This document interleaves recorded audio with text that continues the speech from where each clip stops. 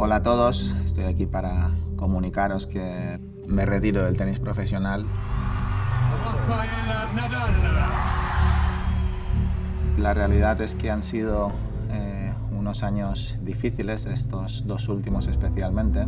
Creo que no he sido capaz de jugar sin limitaciones.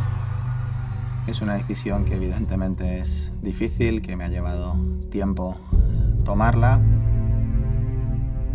pero en esta vida pues todo tiene un principio y un final y creo que es el momento adecuado para poner punto y final a lo que ha sido una carrera larga y mucho más exitosa de lo que jamás me hubiera podido imaginar.